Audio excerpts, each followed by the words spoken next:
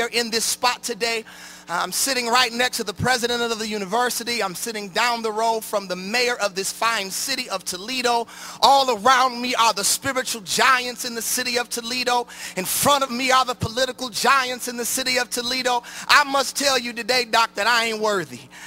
But in the midst of all of the wonderful presentations that we've had the opportunity to hear, I've got to ask the question that when I look out and see all of you beautiful young people sitting here so wonderfully, and you're looking at the program, and I watched you through the whole program, listen to the singing and listen to the speeches, I wonder, do we really understand why we're here?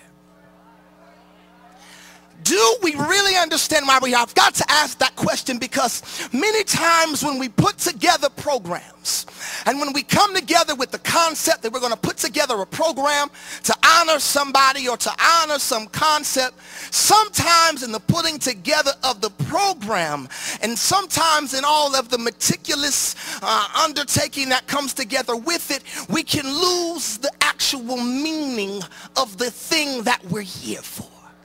We spent so much time putting together our speeches. We've spent so much time rehearsing the songs. But I wonder that after we've heard the speeches, did we really get the message?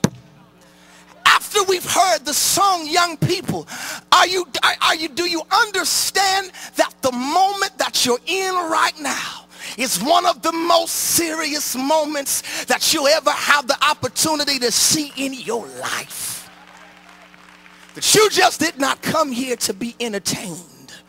You came here that when you leave and go back to your communities, you going back to make a difference. But wait, don't clap. Don't clap. I ain't finished yet.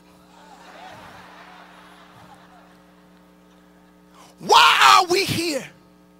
Why do we come together every year to honor the memory of Dr. Martin Luther King?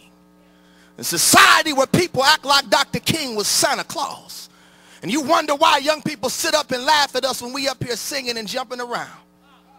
The image that we have of Dr. King is him standing on the Washington Monument, letting us all know that we have a dream. And now everybody's talking about Dr. King's dream. But let me give you another picture of King. 39 years ago, Dr. King stood up on April 3rd, 1968. Stood up in Memphis, Tennessee, in a spot very similar to the one I'm standing in now. He looked out over the crowd and perhaps thinking about all of the hell that they had gone through. Perhaps thinking about what he knew that you as young people would go through. Looked out over the crowd and said to them, I've been to the mountaintop. I've looked over into the promised land. People got excited about that. But they didn't know that the very next day, on April 4th, 1968, that Dr. King was walking out of his hotel room, and a guy by the name of James Earl Ray took a gun and put a bullet through his heart. One day he said, I've been to the mountaintop. Couple of months later, he said, I have a dream. But now our great American hero is lying on the ground in a pool of blood. That's where this celebration began. But why did he die?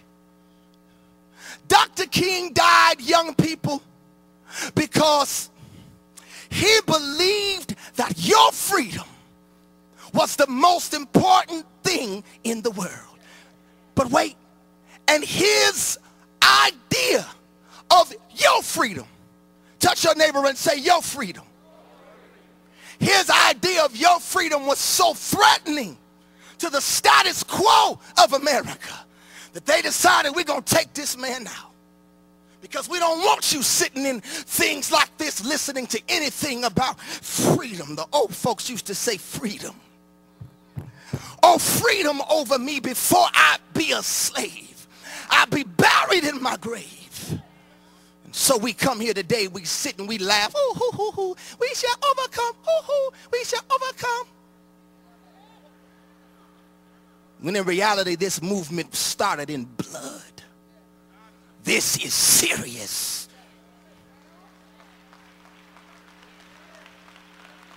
And so with that understanding, the question now becomes, what are we going to do? What are we going to do with the dream of the dreamer? What are we going to do now, young people, with the life and the legacy of this great man? What are you going to do, young people, when you leave here today having all the fun that you having? Go back to your schools. What are you going to do to make sure that that man didn't lay in blood in vain?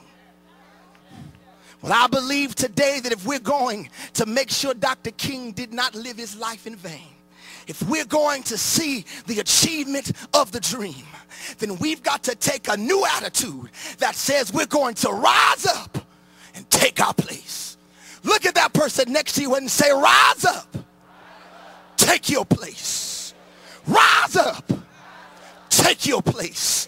What do you mean, boy, to rise up and take your place? Well, young people, you've got to understand that Dr. King died for the life that you have the opportunity to live for right now. And rise up and take your place says that I'm going to stop letting things block me from a life that I am entitled to have. Many of us right now today, whether you young or old, you're bound in your life because you don't feel like you're entitled to life. For example, when we think about the American dream, let me get this here. When we think about the American dream, somebody says, how can I take my place in a dream that does not include me? Today our theme is unity through diversity. But one of the many obstacles to unity in America is the sentiment of millions of people who feel like the American dream has a sign on it that says white and rich only.